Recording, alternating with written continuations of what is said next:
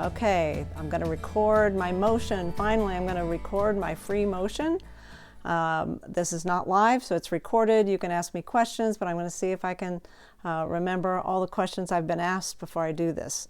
There is no marking on my feather work this time. Of course, you can draw what you need to. You can draw a spine. I'm in the dark so that I can put some light across the quilt so that the shadow will let you see what I'm doing because it's white on white. So I'm using Glide 40 weight thread in the white areas in this star. So this is a grandmother's flower garden, almost 100 years old. It's a star that's been fused onto a white sheet.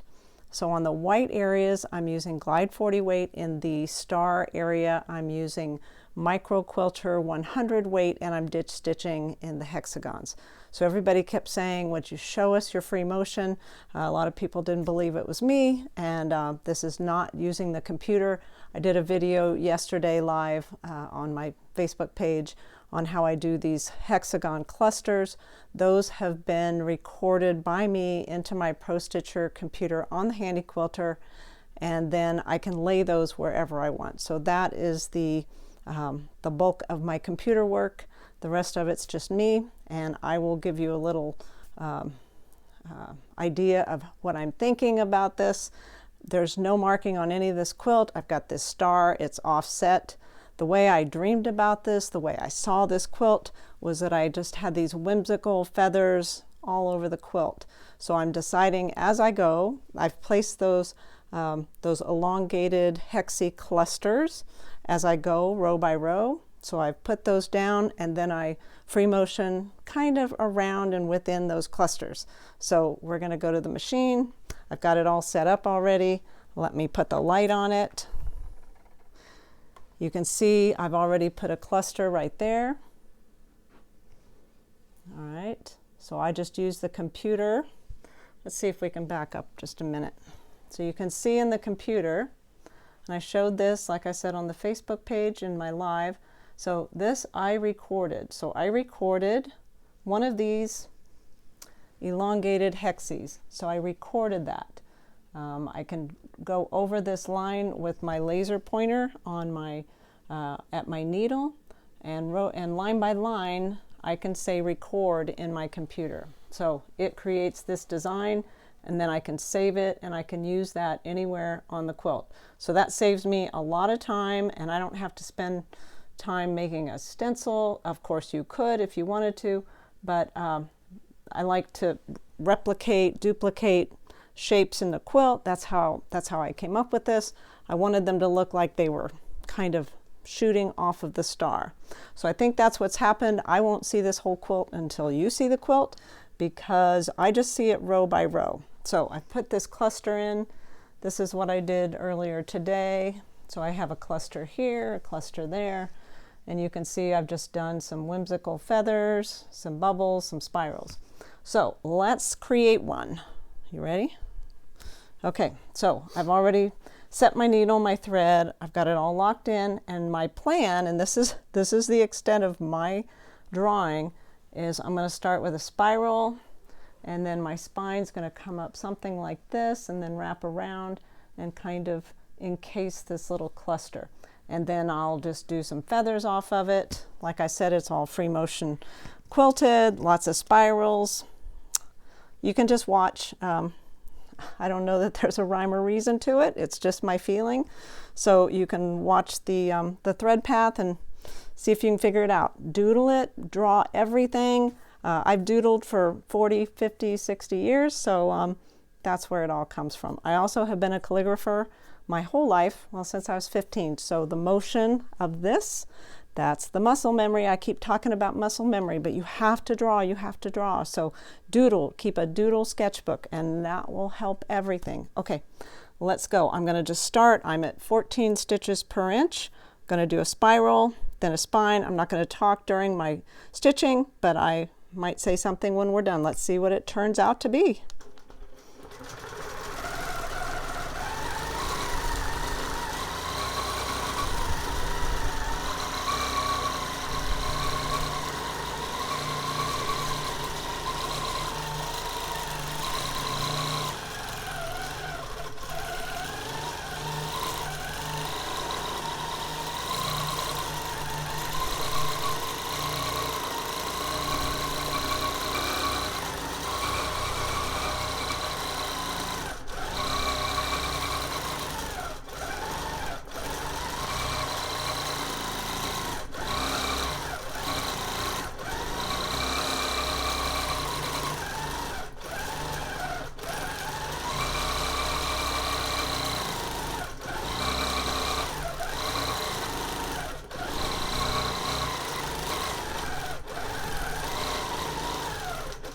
Okay, I'm going to stop right here and just tell you a little bit about what I just did. So this spiral gives me an automatic curve to work that feather over. Okay, right there. And then I come back in. If it's a large feather, I'm coming back in with a loop just to give it a little bit more quilting.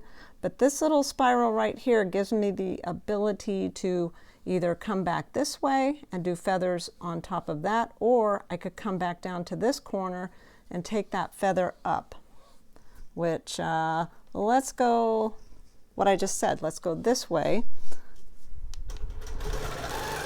So I've taken it into that corner. Now I'm going to take my feather back up again. All right, so let's see if you can catch that, honey.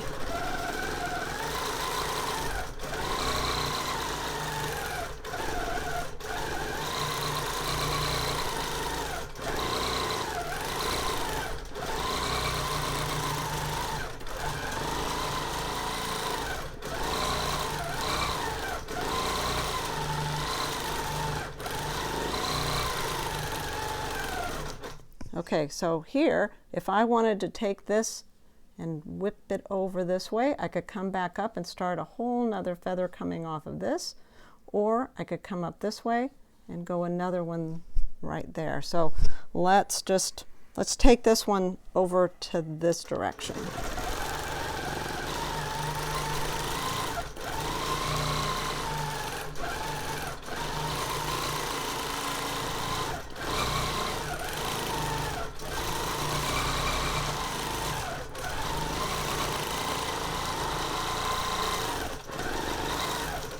Okay, so you can see there are no rules in this. I go whipping whichever direction I feel like it needs to go. So I'm going to just keep going, and hopefully you'll get an idea of how I switch directions. Those spirals really help you change a direction, or sometimes you'll see me do a kind of a teardrop, and then I'll use that to change a direction. So let's just keep going.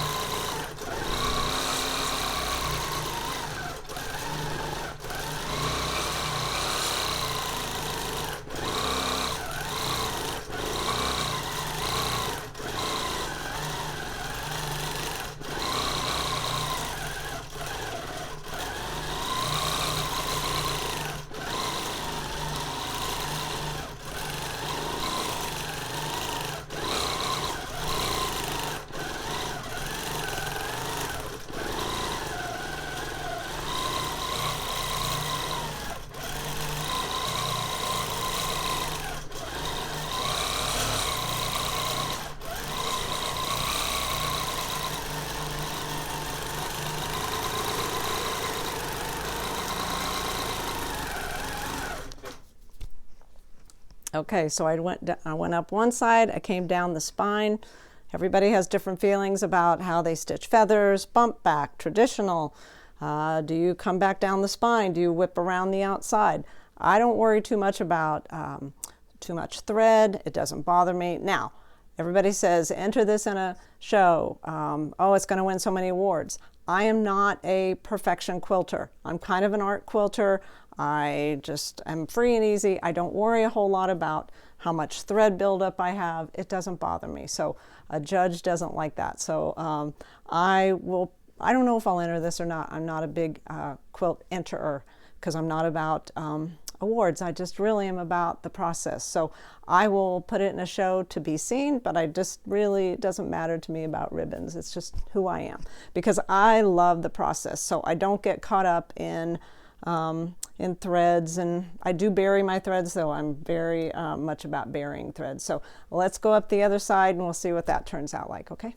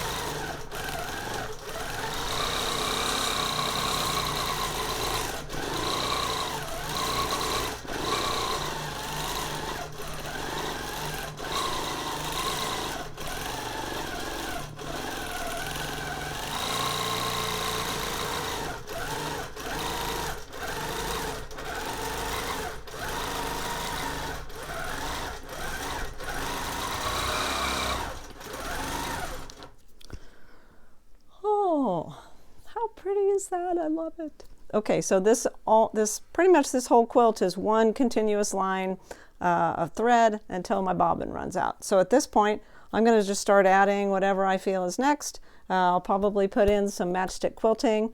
I'm going to put in another ghosted elongated cluster, and let me go back down here. I'll probably put it right along here, somewhere along there. But like right here, I know I'm going to need some fill, so I'm going to go in and do probably some bubbles.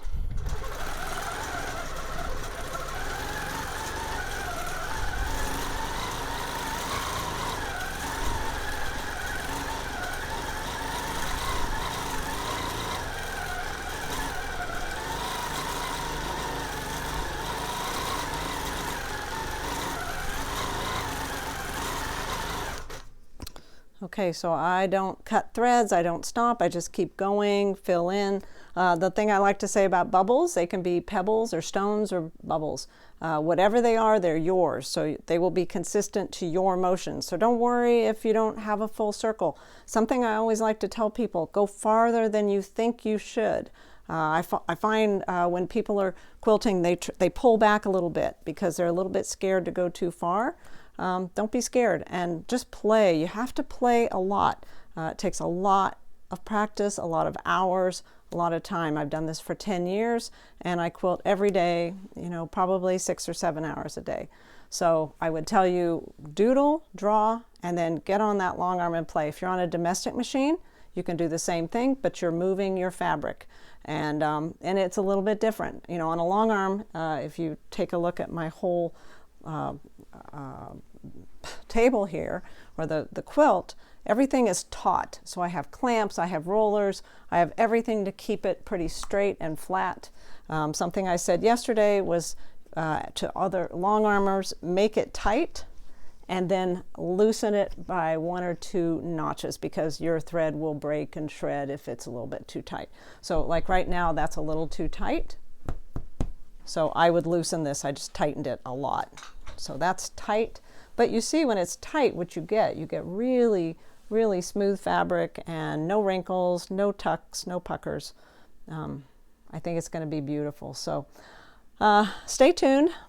Hope that helped you guys. If you have questions, I will answer them, not too quickly because I get put in Facebook jail if I go too fast and answer too quickly. So I hope you enjoyed that and maybe you get how it all works now. Okay, see you later. Bye-bye.